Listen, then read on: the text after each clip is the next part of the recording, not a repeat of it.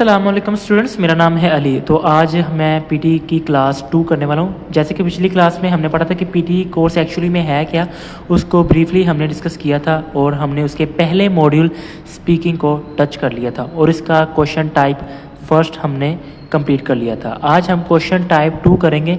Task 2 जो होता है स्पीकिंग में वो होता है repeat sentences. So before proceed आप लोग मेरे चैनल को सब्सक्राइब कर लें।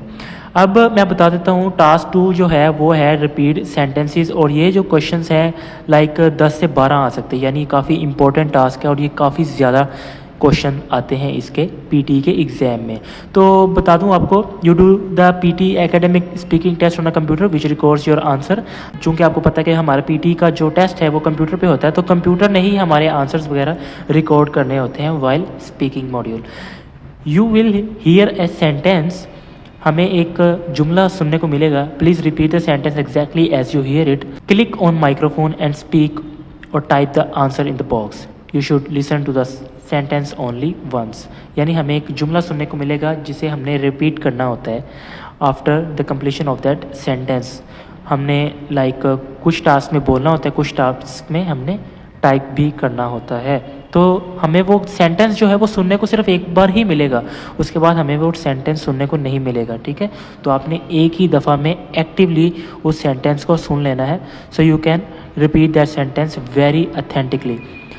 You will hear sentence 9 to 6 words long, यानी जो भी जुमला होता है वो 9 से लेकर 16 वर्ड्स तक मुश्तमिल हो सकता है। आफ्टर हाफ अ सेकेंड, यानी आधे सेकंड के बाद, your recording will start and you will have to repeat the sentence exactly as you hear it. यानी जब वो सेंटेंस कंप्लीट हो जाता है उसके 1 सेकंड के बाद हमारा रिकॉर्डिंग का टाइम स्टार्ट हो जाता है, यानी बोलने का टाइम स्टार्ट होता है जब हमने उस सेंटेंस को रिपीट करना है, स्पीकिंग करनी है। You will have 10 to 12 these, यानी इस तरह के जो क्वेश्चन हैं हमारे 10 से 12 हो सकते हैं। I already told you guys. Contribution in speaking and listening two important task, यानी इस वाले क्वेश्चन टाइप में हमारी स्पीकिंग और लिसनिंग में कंट्रीब्यूशन होती है, यानी हमने सुनना होता है और बोलना होता है। जैसे कि हमने पिछले वाले क्वेश्चन टाइप में रीडिंग और स्पीकिंग कंट्रीब्यूटेड थे और उसमें हमने पढ़ के बोलना होता है, इसमें हमने जस्ट सिंपली सुन के बोलना है। ऐसे 3 पैरामीटर्स, 3 पैरामीटर्स पे इसकी जो है वो जजमेंट होती है, मार्क्स काउंट होते हैं। एक तो फ्लुएंसी हमारी अच्छी होनी चाहिए, 5 नंबर फ्लुएंसी के होते हैं, 5 नंबर प्रोनाउंसिएशन के होंगे और 5 नंबर कंटेंट कंप्लीशन के होंगे। अब कुछ टिप्स हैं, ये आपने कीप इन माइंड रखनी है। Things to take care in repeat sentences, वो ये है fluency means going in smooth flow, not too fast, avoid hesitation and self correction. यानी हमने इसमें बिल्कुल स्मूथली बोलना है, तेज़ी में नहीं बोलना, क्योंकि फ्लुएंसी का मतलब है फ्लो में बोलना, ना कि तेज़ी में बोलना, ठीक है। तेज़ी में डेफिनेटली हम कोई ना कोई चीज़ें मिस कर जाएंगे या गलत कर जाएंगे। अवॉइड हेजिटेशन, यानी हमें रुक रुक के नहीं बोलना। एंड सेल्फ करेक्शंस, अगर कोई चीज़ हम गलत बोल देते हैं तो हमने उसे दोबारा करेक्ट करने नहीं बैठ जाना, रिपीट करने नहीं बैठ जाना। अगर कोई चीज़ गलत बोली गई है, just leave it behind and move forward. Pronunciation means speaking clearly not your accent, यानी इसमें हमने जितने भी वर्ड्स उसने बोले होंगे हमने क्लियरली सुन के जब बोलना है तो हमने हर वर्ड को सही तरह से प्रोनाउंस करना है क्लियरली। हमारा एक्सेंट मैटर नहीं करता, बस हमने अपने ही एक्सेंट में बोलना है। फेक एक्सेंट या गोरों वाला एक्सेंट बनाने की कोशिश नहीं करनी। Content do not omit words, एक कंटेंट आपने टिप माइंड में रखनी कि हमने किसी भी वर्ड को मिस नहीं करना, हर वर्ड के हर स्पेलिंग को अच्छी तरीके से प्रोनाउंस करना है, ठीक है। तो ये कंटेंट की भी यहाँ पे मार्किंग होती है। डू नॉट स्टॉप, मतलब हमने रुकना नहीं होता, 1-2 सेकंड भी रुके हमारी ऑटोमेटिकली जो रिकॉर्डिंग है वो सबमिट हो जाएगी।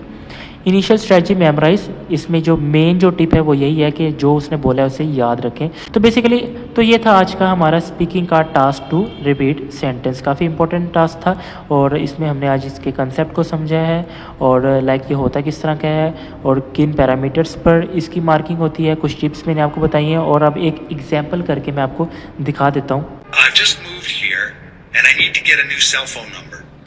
तो उसने बोला है I have just moved here and I need to get a new cell phone number. तो आपने हर चीज़ को कीप इन माइंड रखना है कि कोई भी तरह की आपने मिस्टेक नहीं करनी। तो उसने अब एक वर्ड उसने बोला है शुरू में, I have just moved here, तो इसमें आईव है, आई हैव नहीं है। अगर आप आई हैव बोलेंगे तो डेफिनेटली वो गलत हो जाएगा।